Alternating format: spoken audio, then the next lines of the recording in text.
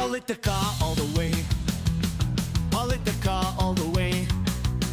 Politica all the way. Luzon, Visayas, and Mindanao, and those watching all over the world, magandang buhay po sa inyo lahat. Ito po ang Politica All the Way. Ako po si Jojo, your host. And I'm doubly excited today because ang kasama po natin is in the high and the heat of things now, no? Especially with the new Congress. Now, just a little bit of background there lang po. Itong guest po natin is one of the best ever local government official, no? Sabihin mo nga, he is better than, when it comes to Navotas, he is better than Waze. Yung Waze and kung saan siya pupunta doon. He knows the terrain and not just the land, but the land terrain, but the political terrain. And he has graduated from the local government, of course, to being one of the effective and esteemed members of Congress. Hindi na ako magpapaligoy-ligoy pa. Kasama ko dito, the Honorable Representative of Navotas, the Honorable Kong Toby Chanco. Kong! Yes, Jojo. Thank you very much. Thank you very much for the very generous introduction. Hindi, ano lang yun, it is built on truth. Yan, Thank you very ganun much. lang. Maraming salamat. Hindi ko pa nadagdag na original Edward Cullen. Kasi parang yun ang tawag sa akin, hindi rin tayo Okay. tumatanda. Pero pag nakita kita, parang mas vampiristic pa ang dating mo ko kesa sa akin. Tumatanda rin. Tumatanda rin. Kaya ano, but you look good and I'm Thank you happy. very much. Many thanks for making time. Yes, salamat. You know, like I said, it's the heat and the high of things in Congress.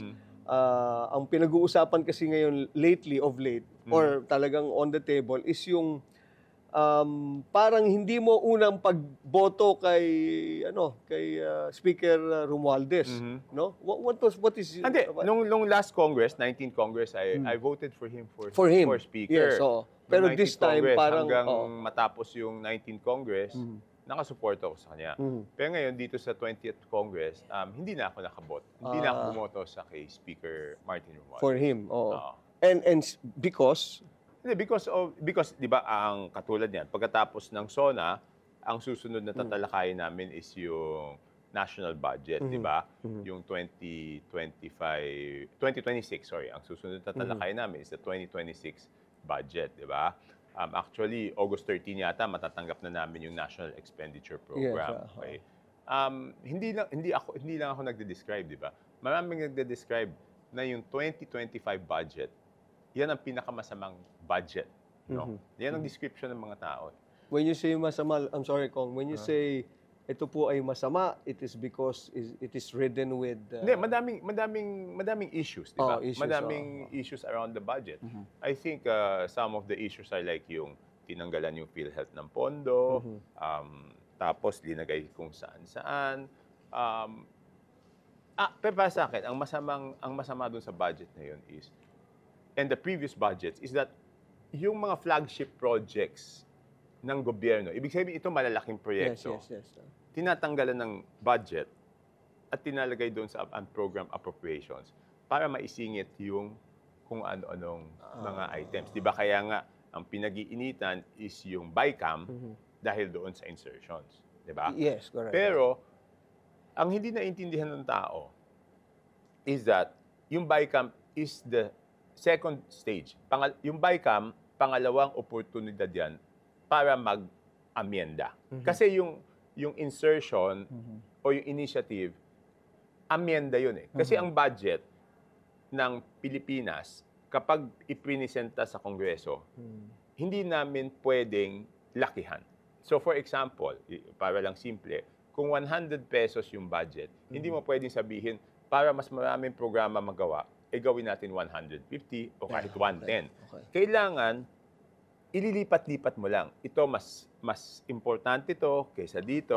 Okay. Ganun yun, di ba? Realignment. Kaya nga tinawag na budget, di ba? Even pag nagbabudget tayo sa bahay, fixed yung halaga. Tama. Di ba?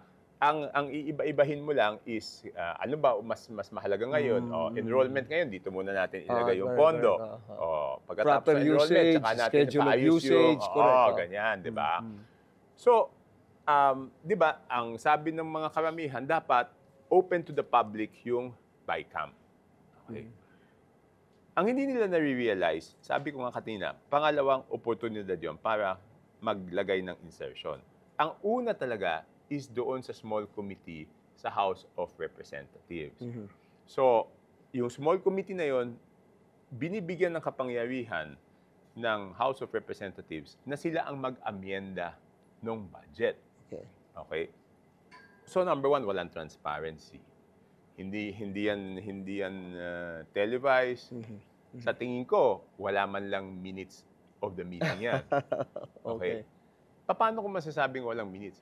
Kasi wala naman kami natatanggap na report kung ano yung pinalitan ng small committee na yon. Ang small committee na yon, ang chairman nun, nung nakaraan, is si Chairman Saldico at that time, tapos Senior Vice Chairman ng Appropriations, Majority Leader, Minority Leader.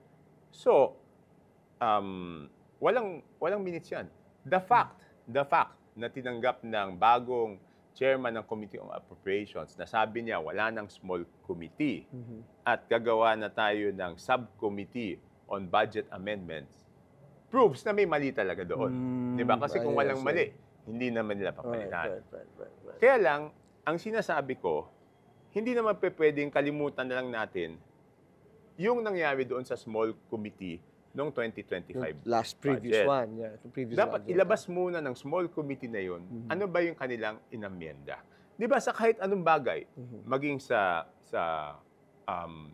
maging sa personal nating buhay, di ba? Right. Pag hihingi ka ng bagong budget, ipakita mo muna kung papaano mo, pakita mo yung resibo, pakita mo yung papaano mo ginastos yung previous budget, di ba? Right. So, hindi lang paggastos to, kailangan mapakita rin ano yung mga inamyendahan doon.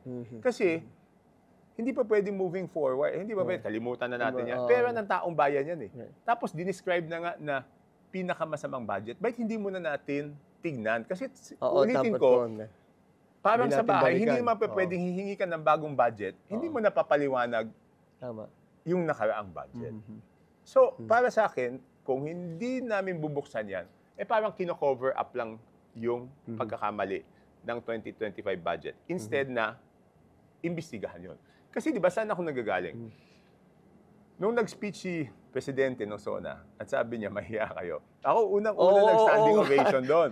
Kasi alam ko... You led the standing ovation. Ang dami kasing, let me just cut you that. Ang dami kasing nagtayo, lumabas sa netizens natin na, nagpalakpakan kayo, directed sa inyo yan. Hindi, kaya ako natutuwa. Kaya ako natutuwa. Kasi right. alam ko, directed sa amin yon. Right. So finally, directed sa amin yon, may chance ng magka-reforma sa budget. Kasi kung hindi presidente ang mamumuno at magsasabi nun, wala. Kung ano yung nakasanayan noon, ganun lang gagawin. Di ba? Tsaka obvious na sa amin nakadirekta yun. Kasi sinimulan yung speech na yon, sabi, initiative, errata, kickback, tsaka ano ba, SOP.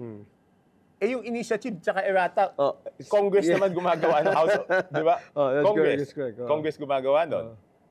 Di ba? Walang kickback, walang SOP kung hindi nalagyan ng pondo yon. Tapos, tinapos niya yung portion ng speech na yon, ano sabi niya? Ibabalik ko sa inyo yung budget kung yan ay malayo sa NEP. So definitely, kami yung tumbok nun. Excuse me. So kung kami yung tumbok nun, bakit kami nag-volunteer na imbestigahan? Kami nga yung iimbestigahan. Bakit kami yung mag-iimbestiga, di ba? O sige, kung gusto nyo tayo mag-imbestiga, pakita nyo yung small committee report noong 2025. That is the necessary starting point. Right. Otherwise, parang wala nag-cover up lang tayo. So ito, lumalabas to kung paano lumalabas nito? Parang there's a for you from your end. Gusto mo talagang imbestigahan yung prior na committee na yon. Paano ba kami pag-budget hearing? Paano ba kami conduct ng budget hearing? Normal lang naman sa mga congressman, kahit ako, ito yung hinihingi mo ngayon. Paano mo ba ginastos yung nakaraang budget, di ba? Kasi hindi rin pwedeng binigyan ka ng pondo nung nakaraang taon at hindi mo ginastos. Dahil iba po sa gobyerno, di ba? Sa mga bahay, nag-iipon tayo. Sa gobyerno, kailangan magastos kung ano yung binigay na pera Kasi po, yun yung serbisyo para sa inyo. Yeah, that's right. Pag binigyan ng ang isang ahensya ng pondo at hindi niya nagastos, hindi mabuti yun dahil yung serbisyong dapat ibigay sa tao, hindi nabibigay. Di ba? So kung ganyan ang tanong natin, ang unang tanong natin, paano nyo ginastos? Ang dapat unang tanongin is paano ba napunta yung pondo doon? Yes. At yung paano napunta yung pondo doon? From the very root cause of the problem. Oo, right? doon makikita yon sa small committee. Pangalawa na lang amendment yung doon sa BICAM. Hindi ko sinasabi, Jojo, na lahat ng amendment ay masama. Kasi lahat naman ng batas, siyempre, pag narinig mo lahat ng views, ilan kami doon, lagpas 300, may mapupulot kang, ay, mas mabuti nga, dito natin gastusin. So, hindi lahat masama. Right. Kaya lang, ang masama doon is kung hindi na ipakita, bakit nangyari yun? Hindi ba borrowing your words, hindi naman minasama ni Speaker yung call out mo dyan sa ganyan. Hindi naman niya... Hindi, elected official kami. Ayun, Responsibilidad namin it's your to, mandate, diba? of course. Oh. Diba? Oh. Magkukulang naman kami kung That's hindi right. naman namin So it's gagawin really actually yan. nothing personal. No? Wala.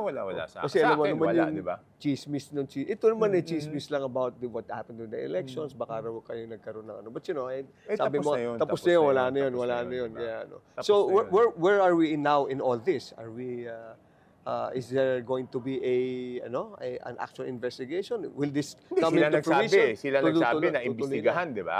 oo. Sila nagsabi na imbestigahan. Sinasabi ko lang, kung imbestigahan, okay sa akin. Simulan natin doon. Tama. Di ba? Saan Root cause nanggaling and yung pondo? Kung wala naman magiging SOP, walang kickback, kung hindi nalagyan ng pondo. Oh, that's right. Wow.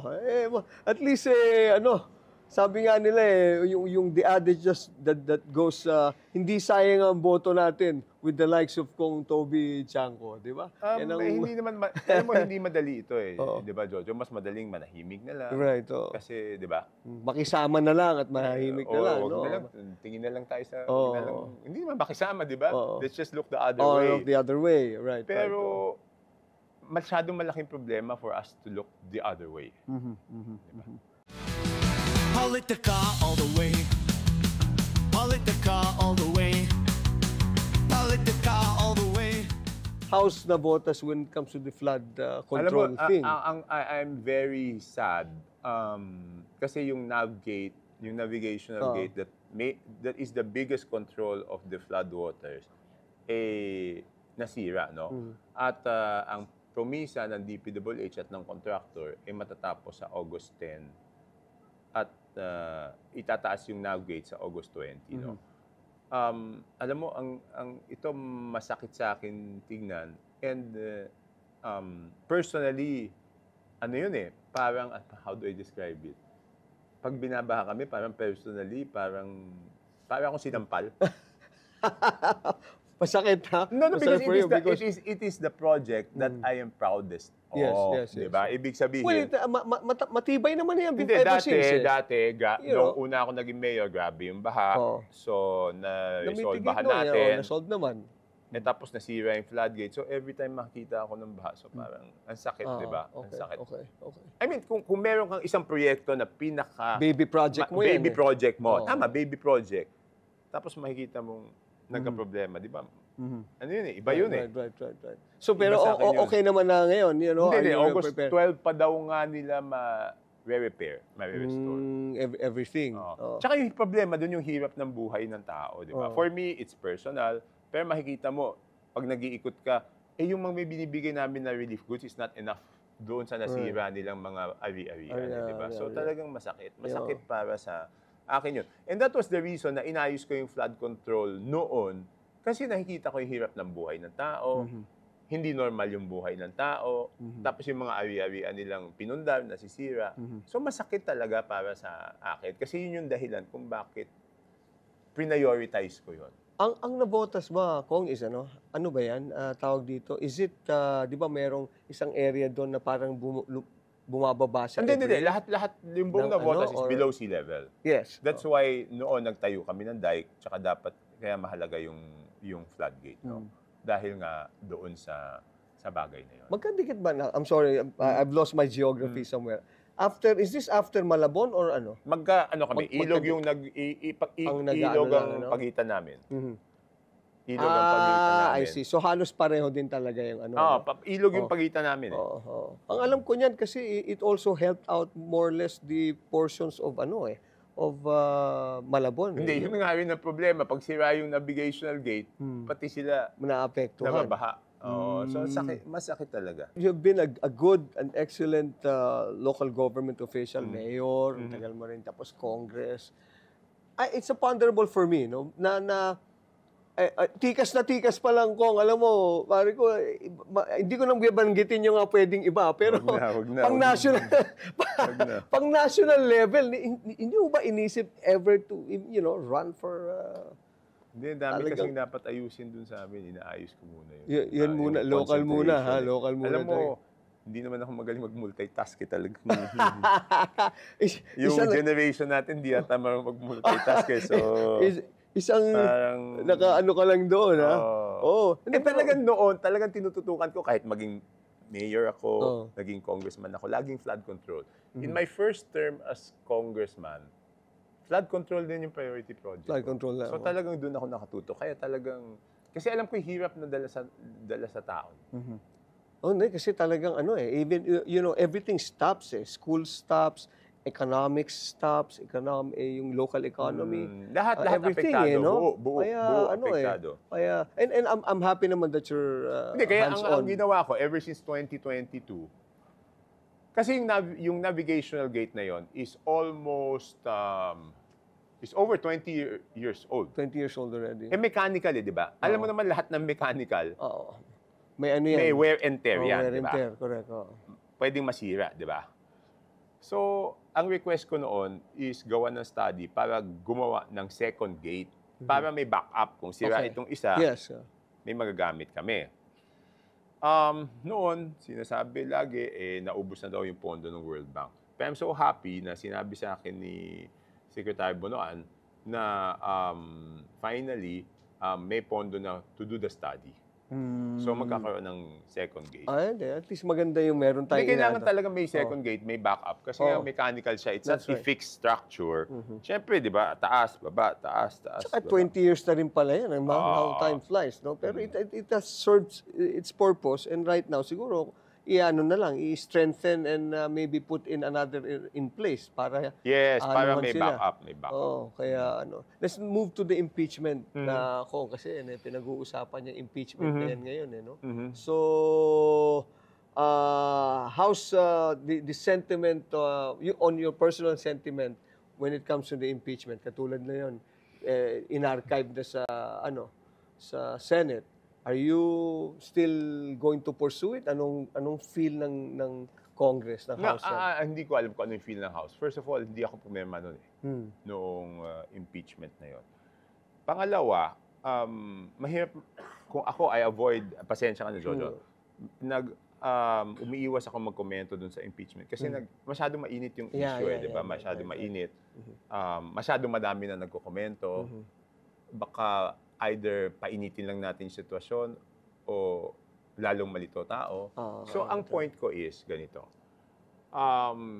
Total, nag-file na ng motion for reconsideration. Sa akin, hintayin na lang natin kung ano yung final na desisyon ng Korte Suprema.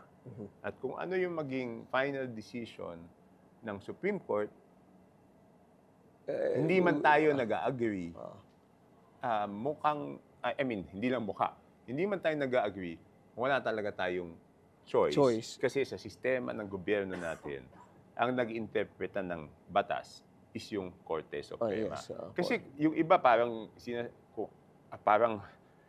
hindi ko alam. Kasi isipin natin, kung hindi natin igagalang yung desisyon ng Korte Suprema, magkaiba nga yung pananaw ng House of Representatives, tsaka magkaiba yung pananaw ng Senado. So kung sasabihin natin, ayaw natin igalang, sinong magde-determine kung sinong tama? Wala naman tayong choice, di ba? Ngayon nga kasi Tsaka ang mahalaga doon, we are all for accountability. Hindi naman mawawala yung accountability kasi ang sinasabi lang, mag-file kayo ulit sa February 6, di ba? So So you may just wait. accountability. May accountability Same pa rin. complaint, Same complaint. You just wait another year. same allegations. Uh. Mag-intay lang tayo. Let's talk about muna let's talk about the economic improvements of the president. I wanted to come straight from the horse's mouth. Hindi, yun na nga alam ang mo agad. problema, di ba? Ano ang- Kasi, di ba, yung ekonomiya natin, lumalaki, di ba? Lumalaki na, gumaganda na, Gumaganda. umaayos na. Oo. Ang problema talaga sa ekonomiya, and I fully agree, and this was my stand ever since before, yung numero hindi nakakain ng tao eh. Di ba? That's Yung right. 6% GDP, hindi naman nakakain ng tao yan. Hanggat hindi nararamdaman ng tao, ng mga masa, yung improvement sa buhay nila, baliwala itong numerong ito. Improvements, Pero, benefits. yeah. alam naman natin na dapat lumaki muna yung ekonomiya bago maramdaman yung improvement. Pero dapat lang, mas mapabilis natin yung improvement sa buhay ng tao. Dapat masabi ng tao na mas maganda ang buhay ko ngayong taong to kesa nung Compared to nakaraang last taon. year. Oh. Pag hindi nasasabi ng tao yan, baliwala yung ginagawa natin sa ekonomiya. Baka naman some would say that, siyempre sabihin lang, nag-improve yung buhay ko kasi binigyan ako ng tupad, binigyan ako ng MAIP, binigyan ako ng AIX. And Are then, you for- yun naman, I mean, part yun ng social services. Dapat lang siya Na talaga i-deliver. napupunta Oo. sa mga nangangailangan, di ba? Hindi naman porket may MAIP, may AIX, may tupad, hindi naman ibig sabihin effective yun. Effective lang siya kung napupunta siya talaga doon sa talagang nangangailangan. At yan yung isang gusto kong i-reforma, no? Ito siguro, ito talagang reformang kailangan. Kasi di ba, doon sa PDAF ruling, na ginagawang unconstitutional yung PDAF, ang sabi doon, ang trabaho ng Kongreso ay ipasa yung budget. Once na ipasa ng budget, wala na kaming pwedeng gawing panghihimasok o kung ano man doon sa budget dahil executive branch na yon. Diba? Ang nangyayari ngayon, pag kailangan namin ng extra social services, lalo na yung pinakamalaga sa amin is yung guarantee letter. Yung pag may nagkakasakit sa ospital, wala silang pambayad, pupunta sila sa congressman. Kailangan namin yan hingin sa speaker. At meron siyang kapangyarihan. Siyempre, ayaw aminin ng mga kasamahan niya. Meron siyang mga kapangyarihan na ibigay yan o hindi. To prove na meron siyang kapangyarihan na ibigay yan o hindi, is yung sinasabi ni Mayor Magalong, na di ba pag sumama ka doon sa bagong Pilipinas Servicio Fair, meron kang additional 777, di ba? 7 tupad, 7 AIC, 7 guarantee letter, di ba? Hindi po cash yan, hindi cash. Yan ay bibigay na budget para sa iyong distrito. The fact na pwede siyang magbigay kung ikaw ay sumama, obviously, pwede rin niyang ihinto kung ayaw ka niyang bigyan. Kasi kung hindi ka sumama, hindi ka bibigyan. Parang discretionary funds yan. Hindi lang discretionary. Post-enactment yan, unconstitutional yan. Di ba? Okay. So, pero siyempre, yan yung risk ko. Pag kami nagsalita, pwedeng gawin sa amin yan. But that is the I risk. see. Ang pinakamahirap kasi talaga doon is yung guarantee letter, di ba? Yeah. Kasi yung mga hindi mabayaran yung bill sa ospital. Kasi sinasabi ng iba, binabatikos, patronage politics yan, di ba? Pero isipin nyo, kung yung mga kababayan namin hindi makabayad, sino ba pupuntahan yan? Yeah, Pupuntahan yan, mayor, mayor and congress, local diba? official. So, ang sakit kung hindi mo sila matulungan, di ba? Right. Siyempre, if in the future o ma-fully implement yung Universal Health Act na talagang pag pumunta ka sa ospital, walang babayaran. Di okay, kaya lang naman sila pumupunta sa amin kasi meron silang babayaran. That's right. Kung wala naman silang babayaran, hindi sila siningil ng ospital, hindi naman pupunta sa amin yun, di ba? That's correct. Where are we now in the Universal Health Act? Ayun sa tingin ko okay naman little by little yung implementation. Pero syempre may mga ano yan kasi katulad ngayon, yung guarantee letter nagagamit na siya kahit sa private hospitals. Okay. Well, that's good. That's good. Pero I think I'm very much for that yung Universal Health Act na yan kasi parang encompassing na. Hindi sa akin okay Wala nang, kaya lang hanggat hindi siya fully implemented, kung hindi makabayad yon sa bill, kanino hihingi ng tulong yun? Right. Natural naman sa amin hihingi ng tulong Sa yun. inyo Eh, pa di ba? rin, sa inyo pa rin. Oo. Yung NEP po na binabanggit ng ating guest na ni Kong Toby is the National Expenditure Expenditure Program. Program. Yun yung pinoprograma Yan natin. po yung tinatawag na Oo. President's Budget kasi yan po yung proposal ng executive branch. Mm-hmm. Yan po yung bubusisiin ng House of Representatives at pagkatapos ng House of Representatives yung Senado. Mm-hmm. At titignan, ay teka, mas okay dito gastusin, Mm-hmm. mas okay dito.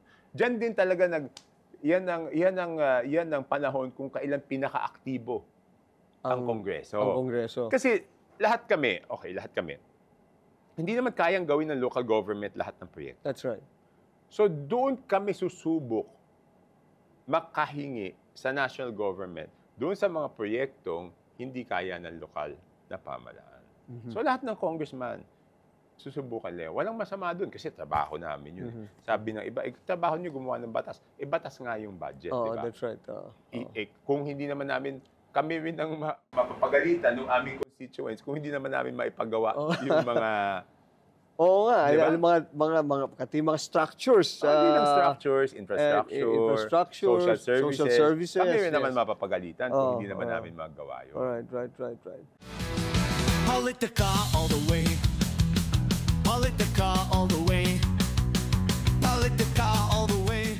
So who's the mayor now in Navotas? Yung kapatid ko, si John Ray. Of course, ano kayo, no? You're in working closely with each other para maayos ang ano na Navotas. Yes, yan yung of course, may criticism na naman dyan, sabihin, dynasty. But I think ang isa sa advantage nito is, kasi di ba practical tayo.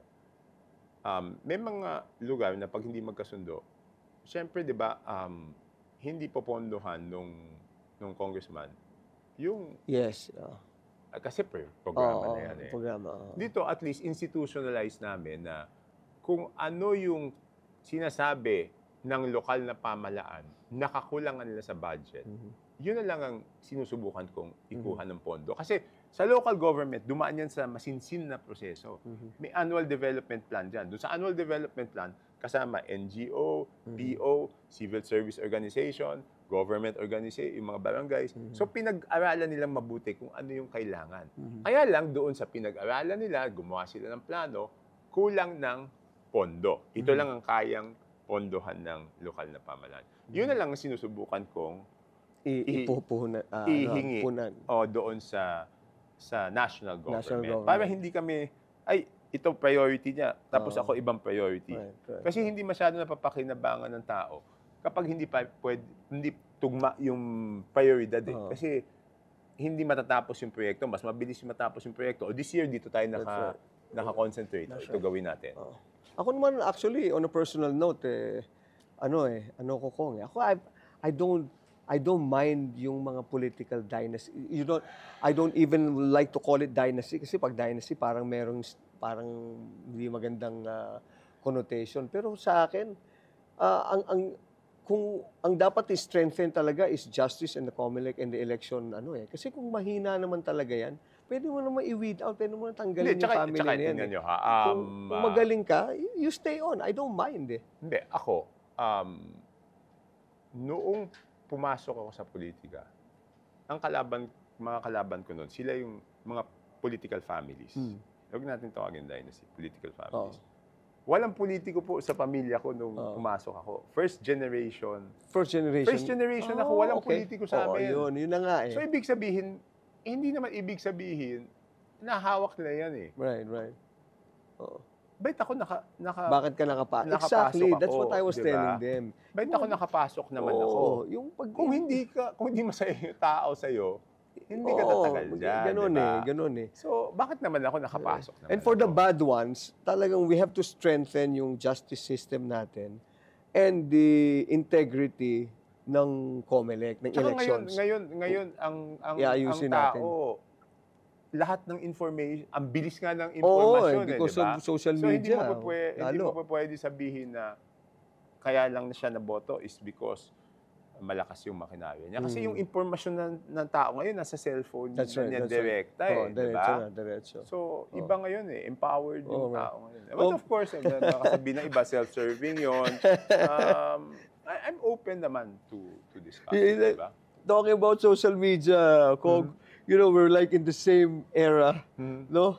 How are you with social media? May TikTok ka ba? May Instagram ka ba? Meron kailangan Kailangan How can you communicate with the constituents? That's right. Kung wala ka nun. Meron ako, pero talagang may nagmamanage. Kasi okay. hindi naman ako masyadong... Hindi ako Hindi ako magaling ako rin, hindi ako masyadong tech savvy pagka pero tama kayo, you need that You need for communication, for Kahit for conveyance. announcements, wala na Yes. naghihintay yata ngayon sa TV o sa radyo ng announcement Iniintay nila lahat sa social media, di ba? Naalala ko tuloy social media na. Oh. Social So anong choice natin? Wala naman tayong choice. Doon sila naghihintay ng announcement. Right, Doon sila nakikibalita. So kailangan maglabas tayo. Then tsaka all the more, they get to know you, especially when it comes to, miski mga artista, mga show business, before the lesser they see of you, they long for you. Pero ngayon, hindi na Talagang kailangan visibility mo. Mas alam mo yan, hindi. Hindi, pero Basta sa akin, for politics, ganun din for yata. communications, it's just to let them know the programs. The program, so. It's just to let them know mga announcements. That's right. Yun lang. Yun ang mo, no? Wala yung mga bashers, meron ka na ring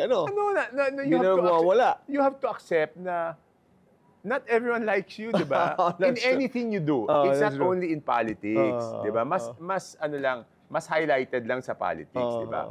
Pero wag mo naman isipin na lahat ng tao gusto yung lahat ng ginagawa mo, di ba? Tsaka you have to be open. Hindi mo sila dapat, I don't look at anyone as a basher. Tinitingnan ko lang kung ano yung komento niya.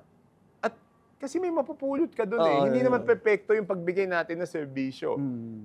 Hindi naman lahat ng serbisyo tayo ang personal na nakakita.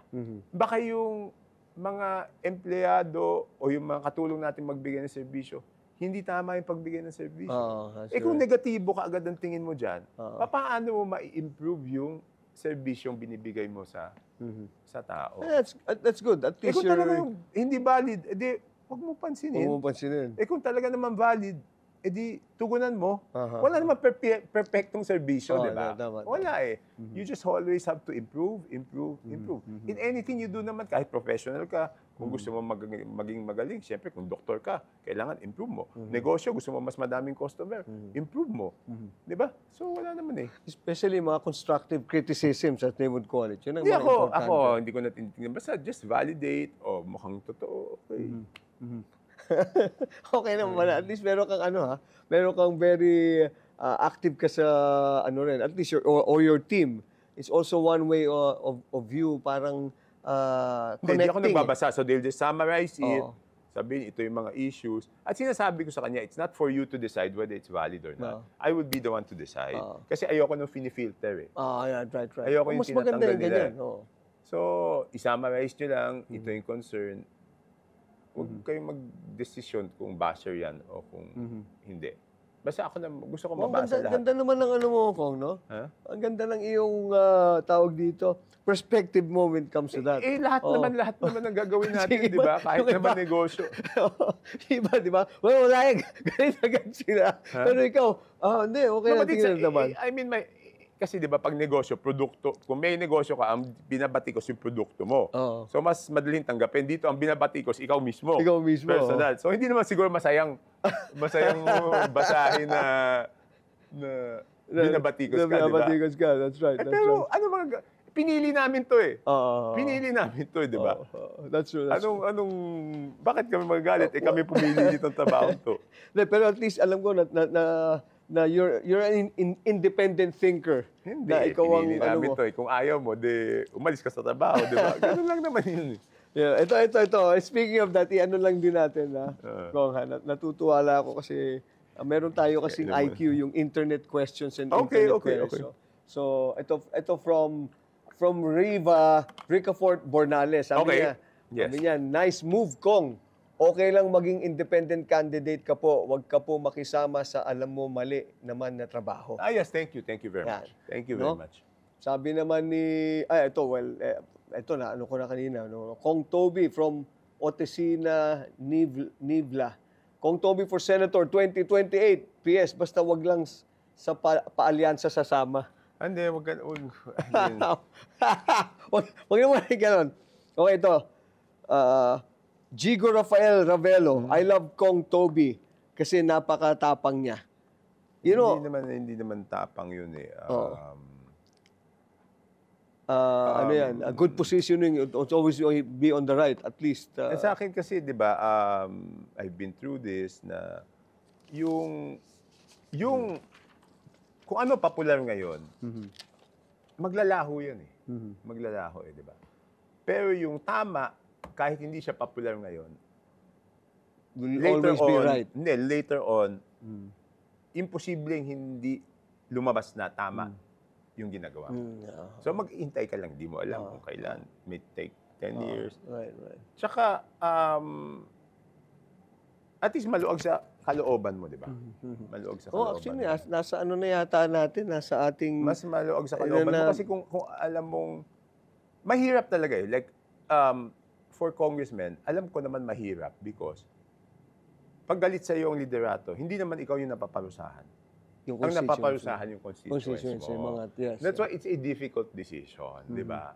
Hindi naman siya madali. Hindi ko naman sinasabing madali. Hindi naman to patapangan, hindi naman to paanuhan eh. It comes to a point na wala, mahirap. Masisira ako dyan pag parang sa mga constituents ko, sana naman maintindihan niyo ako. Pag ginawa ko naman to, hindi nga kayo mga problema, masisira naman yung pagkatao ko. That's right. Diba? So, paliwanag lang naman yun. Tsaka principled eh. There are things that are intangibles, ika nga eh, di ba? Like, yun, yung pananaw mo sa buhay, what you feel is right, diba? not just for you. Ayan. Ito naman, from Danilo Frank, naawa ako sa constituents mo, Kong Toby, imbis na makatanggap ng tulong, baka pati yun, mawalan pa kasi ayaw mong makisama. Yun na nga. Yun yung sinasabi ko sa'yo, di ba? Yun naman yung sinasabi ko sa'yo, di ba? Right. Pero yun na nga, sana maintindihan nila na I'll try my best. Kaya lang ako naman masisira eh, di ba? I mean, hindi lang yun. Trabaho namin yan, obligasyon namin. Ang pinoproteksyonan ko lang naman is yung tamang paggastos ng pondo, di ba? In the long run, it's good and it's best for everyone. Yes. Not just your constituency, but the whole country as as well. Ito from Isabel Tran naman. Ayan. Sabi niya, yes. Yan ang sinasabi ko. Inaayos naman natin. Tuloy-tuloy naman tayo dun sa flood control. At sabi ko nga sa inyo, pag may baha, hindi nyo kailangan sabihan kasi masakit para sa akin. Baby ko yan eh, baby. Yeah, that's right. Diba? That's yung mo eh. So, ibang dating nun sa akin. Talagang, especially, alam ko, even from yung talagang younger medyo, years mo, pag nakakita ako ng baha, dahil alam ko ang epekto sa hirap ng buhay ng tao. Kaya ko rinisolbahan yan. Pag nagkakabaha, medyo umuusok. Doon ako umuusok. Nagpapatingin tayo mo. Nakakainis nung parang, kaya eh. Politica all the way. Politica all the way. Politica all the way.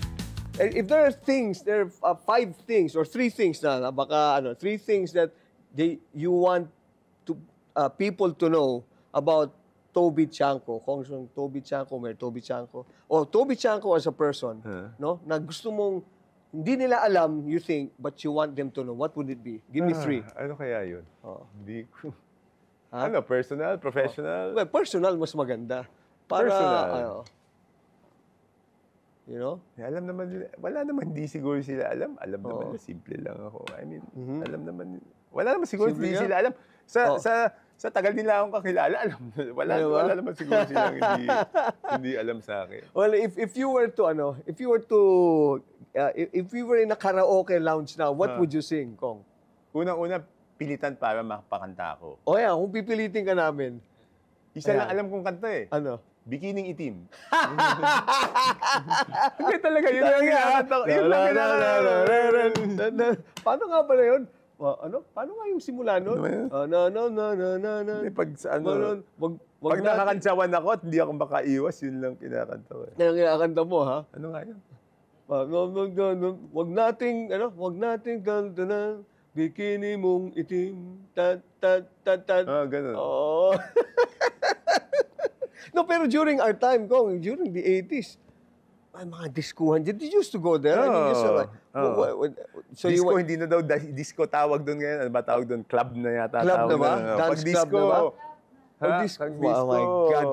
Club na ba? Ano unang panahon yun eh. Oh, Pareho nung sinabi kong parlor. Sabi, hindi na daw parlor ang tawag doon. Ganun ba? Salon na, Salon na ba? o- Sinabi mo, beauty parlor May nabanggit ako na parlor. Sabi ko, sir, hindi na parlor ang tawag dyan. Salon. Salon. Hindi, Sabi ko, ganun hindi nga ba yung salon, yun yung may cowboy? Tsaka, hindi daw yun. Salon. Nung araw, may yung mga cowboy salon na or salon. Or what. And there's so Di ba, many. ano ba tawag doon sa mga sikat na pagupitan doon? Di ba parlor? Hindi naman tinatawag na salon Dati, yun. parlor na. Beauty parlor nga di ba? Yun ang ano natin nung araw Just growing up in the 80s, talagang So, how old is your now? Your son? son? 28. 28 na. Oo. He's married. Hindi. Hindi pa. Single. Oh, talaga? Wow, you're still enjoying your time with him, ha? Oo. Sarap, Saka parang kabarkada ko yun. Oo. Ako, my eldest is also 21. In fact, boy also. How's your, does he, meron ba siyang na papuntang politika? Hindi, O saan siya? Nagninegosyo. Negosyo siya, Oo. negosyo. So, yun parang barkada ko yun. Saya, no? Oo. May, bakit isa lang? I mean, your good looks and your, Ganun bakit? talaga eh. Ganun Sayang, talaga. hindi naman siya naghanap na dad. Mami, wala naman tayong isa pa dyan. Or, Hindi naman. wala. Hindi naman, pero syempre syempre different stages yan eh. Right. Habang lumalaki, syempre masaya siya, isa lang siya. Pag nung medyo high school na siya, pag sinistrictohan siya, naiinis siya kasi kaya daw siya napapansin lagi kasi isa lang siya. So it goes through different stages. Well, that's good. You have a good relationship with him naman. No. Anyway, this is my problem here. Actually, apart from the political problems that I encounter in this show, it's always the lack of time. Okay And it's such a treat, Kong Toby. It's been a long time I have not seen you. Kasi alam mo yung mga kapatid, no?